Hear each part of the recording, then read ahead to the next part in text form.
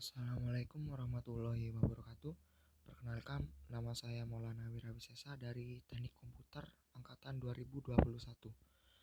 Di sini saya akan menjelaskan mengenai tugas akhir saya dengan judul Sistem Pengelolaan Kualitas Udara Cerdas Berbasis Internet of Things guna meningkatkan kenyamanan dan kesehatan ruang kerja.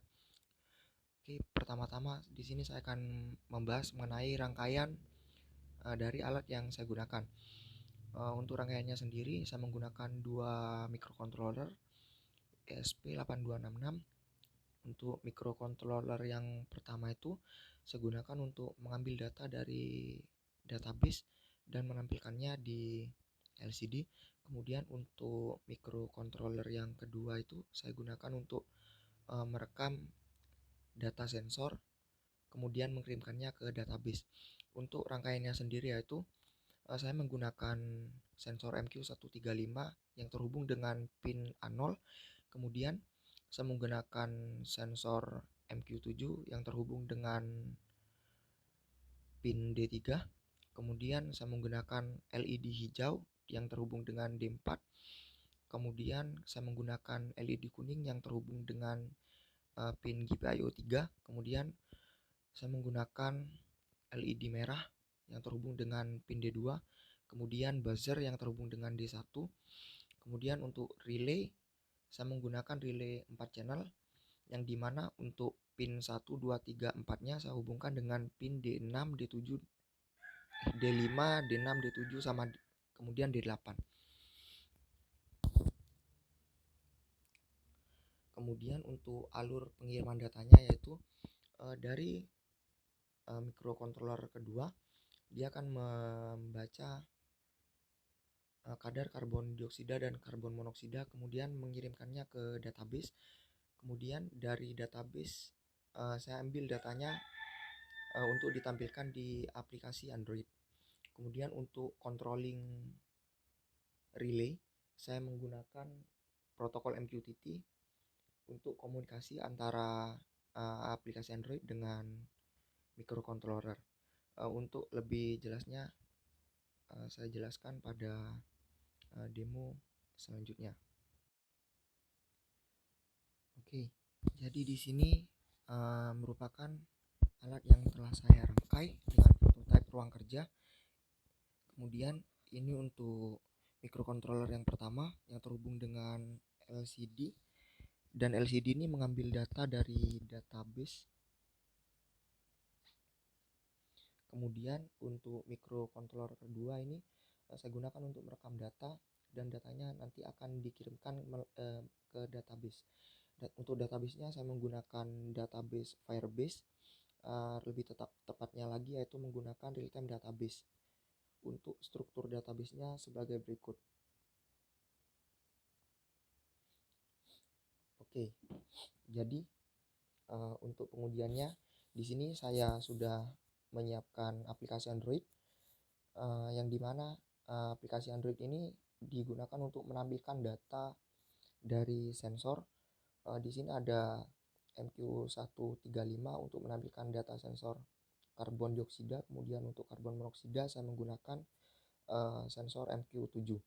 Kemudian di sini juga terdapat riwayat data.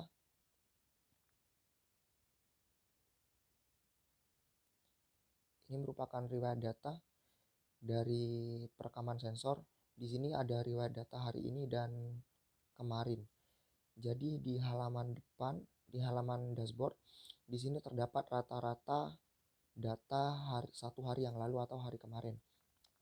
Di sini untuk kontrol relaynya atau menyalakan kipas, di sini ada keterangan A atau di sini masih masuk dalam mode otomatis. Kemudian jadi pada ESP tersebut saya setting untuk dua mode yaitu mode otomatis dan manual. Untuk mode otomatis kontrol relay ini tidak bisa digunakan, tapi kalau mode manual diaktifkan kontrol relay bisa dikontrol melalui aplikasi Android.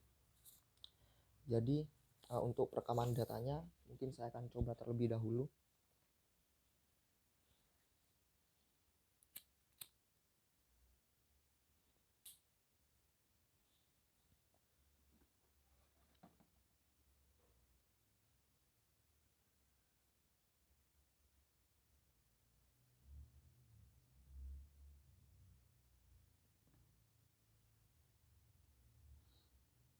Oke, bisa dilihat teman-teman.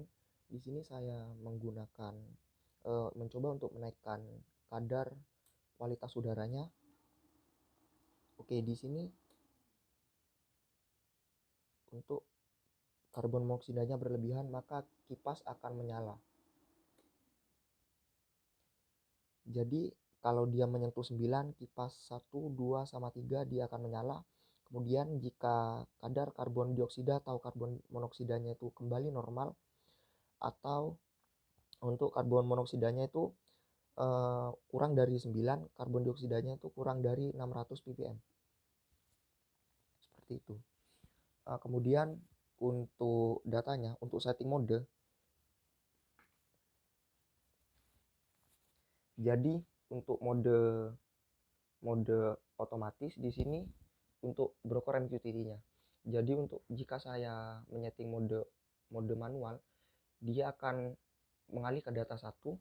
Kemudian di dalam database ini merupakan indikator yang dikirim oleh ESP8266, berarti ESP8266 tersebut sudah mengaktifkan mode 1. Jadi untuk mode 1 di sini untuk controlling dia sudah bisa di scroll dan bisa diaktifkan dan nonaktifkan. Kipas 1 menyala, kemudian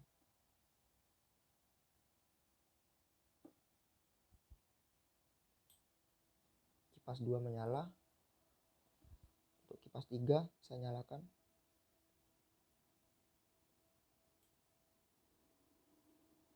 Kemudian yang terakhir yaitu untuk kipas keempat.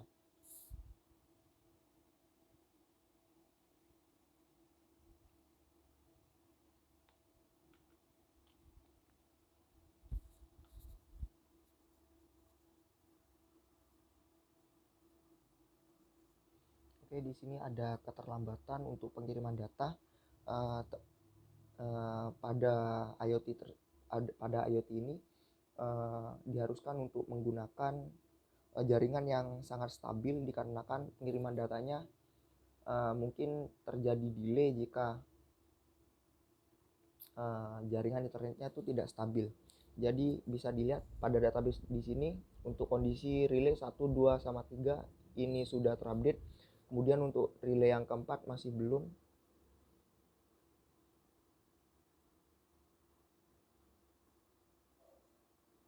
Oke, saya nonaktifkan terlebih dahulu.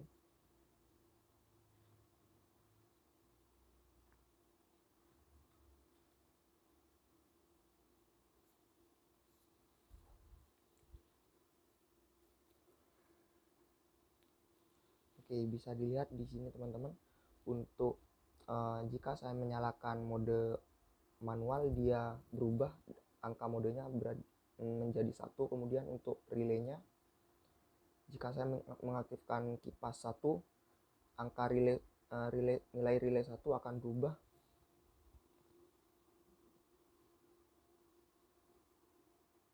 berubah menjadi 0.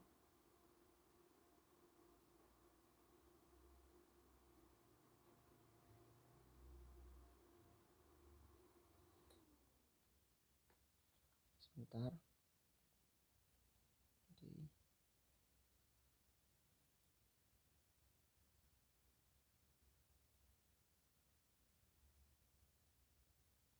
Oke.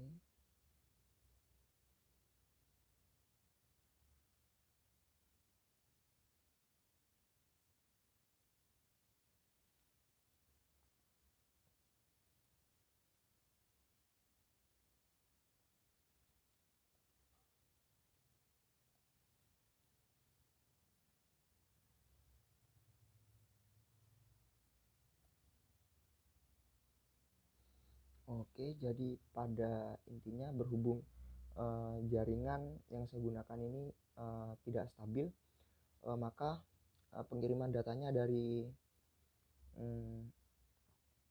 MQTT itu sedikit terhambat. Jadi saya jelaskan tanpa pemeraktekan.